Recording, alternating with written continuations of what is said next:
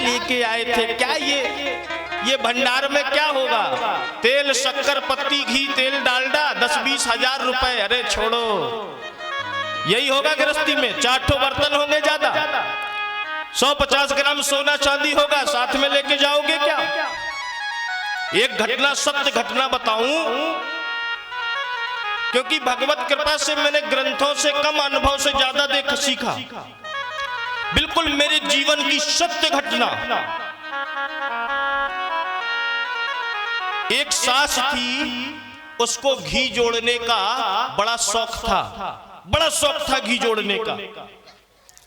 वो घी खाती नहीं थी, कभी घी नहीं खाया जीवन में, और उसके यहाँ खूब दूध हुआ करता था, घी बना बना करके वो जोड़ती थी, और जोड़ जोड़ करके।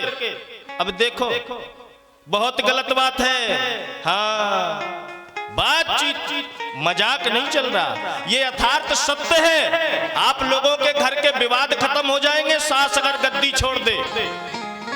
और एक बात और बताऊं, अगर सास गद्दी छोड़ के बहू को बैठा देगी ना, तो बहू भी उस गद्दी में नहीं बैठेगी, वो कहेगी मम्मी जी आप ही बैठो जब तक जिंदा हो। ये अटल सत्य है। जहर को जहर काटता है। जब किसी को विषधर सर्प डस लेता है ना, तो डॉक्टर से पूछना, जहर के इंजेक्शन लगाए जाते हैं। जहर को जहर ही काटता है। मैंने एक सत्य घटना देखी। एक सास थी जो घी बहुत जोड़ती थी, कभी उसने अपने जीवन में घी नहीं खाया। मैंने अपनी आंखों से देखा। बहुत बहुत बहुत सुंदर ज्ञान मुझे मिला इस घटना से। उस सास ने जीवन में कभी घी नहीं खाया। उसके यहाँ बहुत गाय और भैंस थी, खूब दूध होता था, खूब घी जोड़ती थी, और बेचारी पेटी में एक बक्से में उस घी को रखती जाती थी।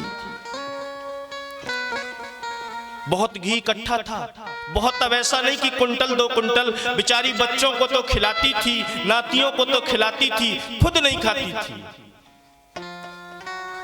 उसके वो भंडार पेटी में 20 किलो घी रखा था। एक दिन अटैक आया और उसकी मृत्यु हो गई। सत्य घटना मैंने अपने आंखों से देखी।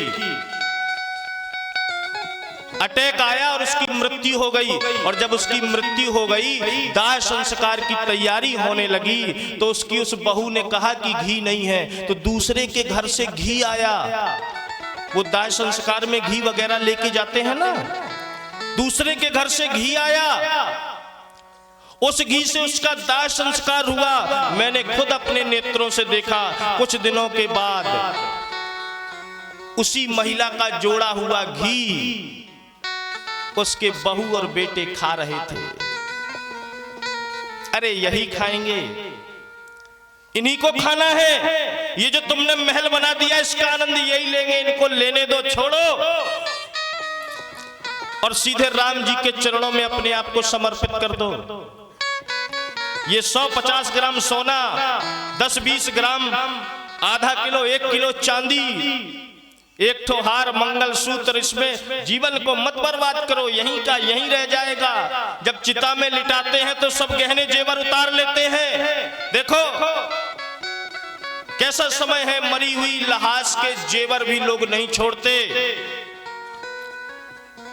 मृत्यु सैया पर पड़े हुए व्यक्ति के जेवर भी उतार लिए जाते हैं। तो क्या इन जेवरों से मोह करना, ये तो सब यहीं रह जाएंगे। हमारे साथ जाएगा तो केवल हमारा भजन, हमारा किया हुआ सत्कर्म,